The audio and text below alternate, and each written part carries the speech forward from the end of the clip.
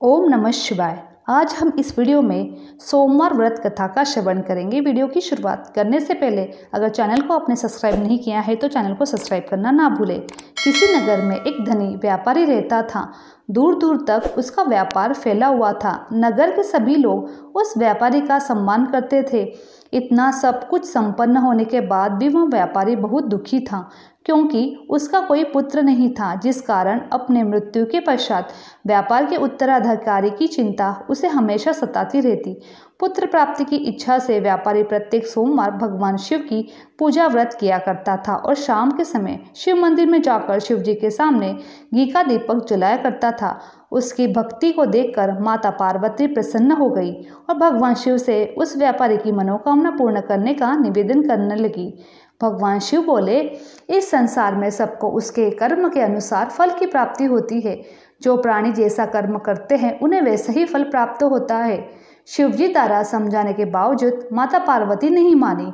उस व्यापारी की मनोकामना पूर्ति हेतु शिवजी से बार बार अनुरोध करती रही। अंत माता पार्वती के आग्रह का देखकर भगवान भोलेनाथ को उस व्यापारी को पुत्र प्राप्ति का वरदान देना पड़ा।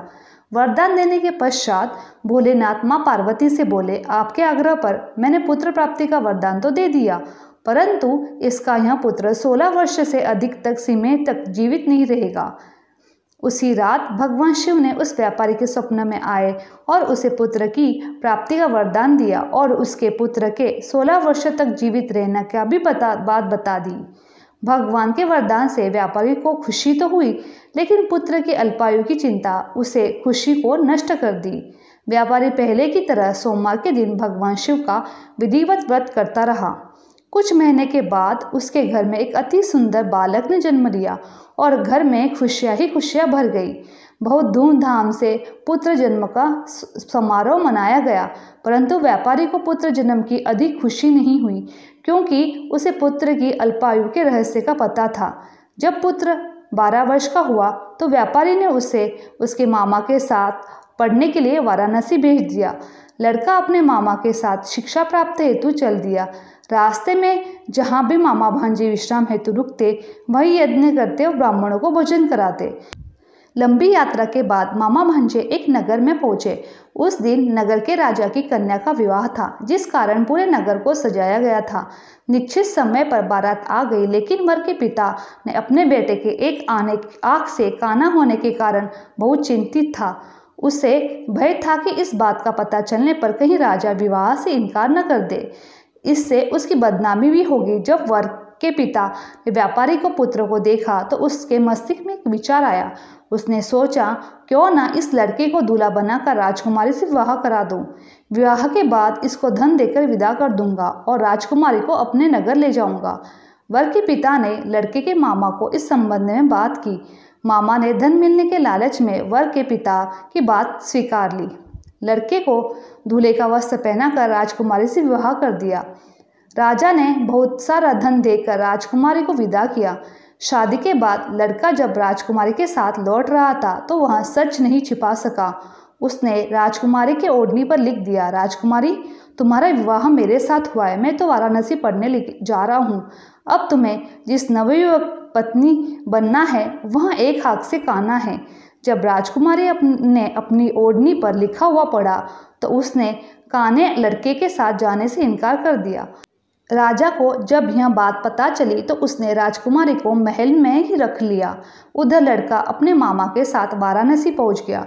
गुरुकुल में पढ़ना शुरू कर दिया। जब उसकी आयु 16 वर्ष की हुई तो उसने यज्ञ किया। यज्ञ के समाप्ति पर ब्राह्मणों को भोजन करवाया, खूब अन्न वस्त्र दान दिए। रात में वहां अपने शयन कक्ष में सोने गया। शिव के वरदान के अनुसार शयनावस्था में उसके प्राण चले गए। सूर्योदय पर मामा मृत्यु भांजे को देखकर रोने पिटने लगा। आसपास के लोग एकत्र होकर दुख प्रकट करने लगे। लड़के के मामा के रोने के विलाप के स्वर समीप गुजरते हुए भगवान शिव और माता पार्वती ने सुन लिए। माता पार्वती ने भगवान से कहा, प्राणनाथ, मुझे इसके रोने के स्वर सहन नहीं हो रहे, आप इस व्यक्ति को कष्ट दूर करो। भगवान शिव ने माता पार्वती के साथ अदृश्य रूप में समीप जाकर देखा तो भोलेनाथ माता पार्वती से बोले, यहाँ तो उसी व्यापारी का पुत्र है जिसे मैंने 16 वर्ष की आयु का वरदान दिया था। इसकी आयु तो पूरी हो गई। माता पार्वती ने फिर भगवान शिव से निवेदन किया कि उस बालक को जीवन देने का आग्रह किया। माता पार्वती के आग्रह पर भगवान शिव ने उस लड़के को जीवन दान प्रदान किया। कुछ ही पल में वह लड़का उठकर बैठ गया। शिक्षा समाप्त करके लड़का मामा एक साथ अपने नगर की ओर चल दिए। दोनों चलते हुए उसी नगरी में पहुंचे जहां उसका विवाह हुआ था। उस नगर में यज्ञ का आयोजन किया था। समीप गुजरते हुए नगर के राजा ने यज्ञ का आयोजन देखा तो उसने तुरंत लड़के और उसके मामा को पहचान लिया। यज्ञ समाप्त होने पर राजा ने मामा और लड़के को अपने महल में ले गया। कुछ दिन उन्हें महल में रखकर बहुत सा धन वस्त्र आदि देकर राजकुमारी के साथ विदा कर दिया। इधर भूखे प्यासे रहकर व्यापारी और उसकी पत्नी बेटे की प्रतीक्षा कर रहे थे। उन्होंने प्रतिज्ञा कर रखी थी यदि उन्हें अपने बेटे की मृत्यु का समाचार मिला तो दोनों अपने प्राण त्याग देंगे। परंतु जैसे ही उसने बेटे के जीवित वापस लौटने का समाचार सुना तो वह बहुत प्रसन्न हुआ। वह अपने पत्नी और मित्रों के साथ नगर के द्वार पर पहुंच गया।